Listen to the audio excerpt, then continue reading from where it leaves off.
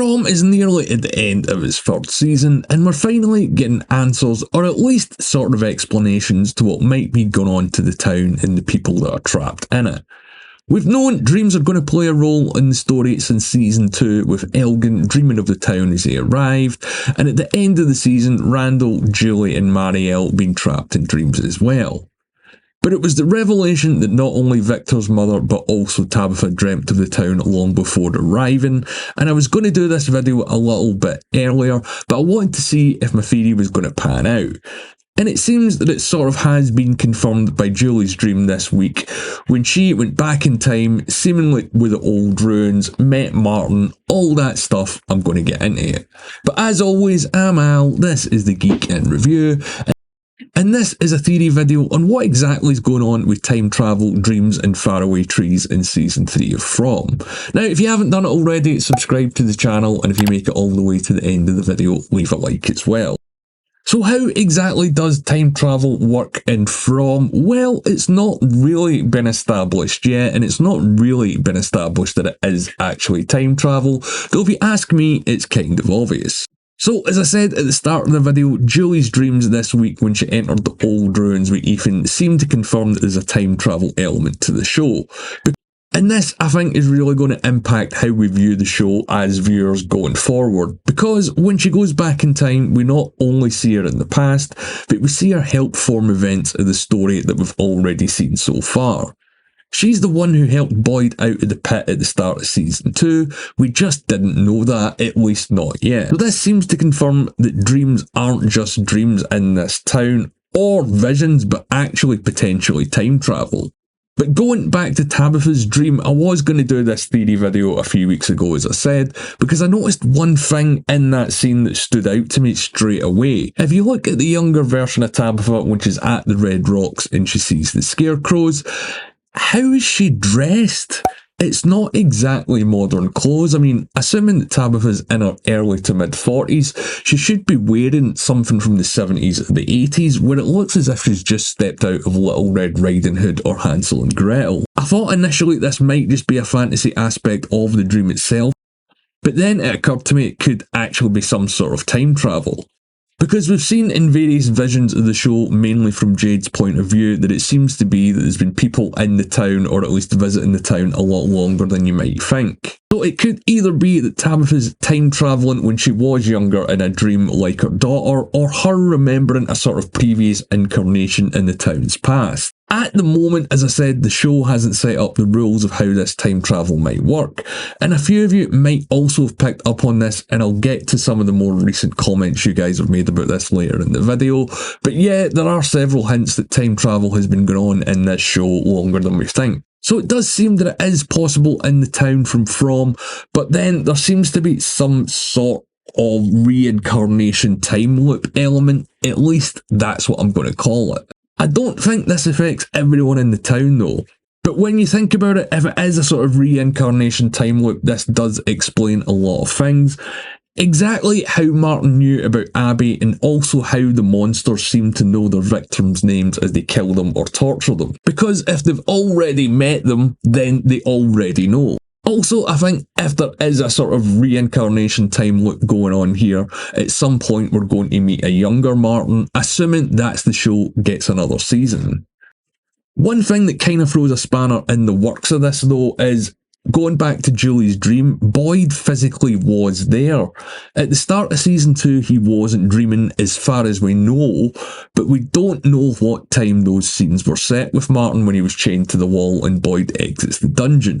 Because when he exits them, it turns out to be the ruins that Julie and Randall seen and are now the sort of present, I guess, in the town.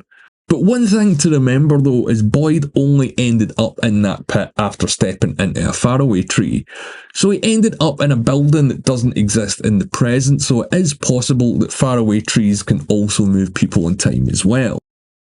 I'm still not sure how I feel about the whole time travel element trickling into this show, and as I said in a recent video, they done the same thing with Lost to try and explain the overall plot, and look how that turned out in the end. But I suppose it's how they're going to explain stuff overall in the story that's important. And they could use time travel to explain other things, for example, how the talismans were there waiting for Boyd or who left them there in the first place. Because if someone goes back in a dream and knows what the talismans are, they might know they're not in the position where Boyd finds them and then leaves them there for him to find, yada yada yada. You know what I mean? It's a time loop. But I'm not sure that time travel can explain everything that's going on in this show, like monsters and the overall forces of evil that seem to be influencing the story here. For example, if there is time travel involved, why do people arrive in the town linearly? Everyone arrives from the present, no one arrives from the future or the past, and now we know, and it's been confirmed at the start of Season 3, the amount of time that Tabitha and the Matthews were missing in the town was exactly the same amount of time when she materialised back in the real world. So we know that time flows in exactly the same way in the town, it just seems to be dreams and faraway trees that grant the ability to sort of move or shift through time. Now, as always, I want to know what you guys think about this, because I said time travel is completely changing the show, and it's going to be used quite a bit, I think, to explain things. They're going to do the whole Avengers Endgame where we see other scenes pan out, because they've already done it. We might go all the way back to Season 1, I don't know. As always, we're going to have to wait and see, but I really want to know what you guys think. So, Globe Hard has got a lot of good theories and a great picture of a dog in his photo. He thinks it was Christopher was the person that killed Victor's mother to stop her from getting to the lighthouse. And yeah, there's a lot of stuff that we don't know that happened that night 40 or so years ago and a lot of blanks to get filled in. Whether we're going to get all that, I don't know. I still think that Victor's sister could be alive, but we're going to have to wait and see. Going to the time travel element, Globehard also says that he kind of thinks it's a casual time loop where things only play out if people go back to help without knowing it. Thinking about Julie going back to help Boyd out as well so he can bring the bloodworms back, unleashing something worse, as Martin put it. And yeah, I totally agree with that. That's exactly what I think with the talisman is they're going to get left there for Boyd to find at some point. Upper Echelon says Boyd time travelled when he went through the first time tree and Martin had talked to his wife, probably the same way. So they're basically going to use this to go back and stop the sacrifice of the kids, ? Side note, I wonder if the monsters were the original settlers that got cursed from the sacrifice. The one monster said, I didn't choose to be this way. Interesting, yeah. And I wonder how they are going to tie and explain the monsters into all this. As I said earlier on in the video, the whole time travel dreaming thing explains how they know people's names and know things about them. But is it all going to tie up together? You know, I don't know. We're826 says, I'm wondering if those two skeletons we saw chained to the wall in the first season are actually Randall and Marielle.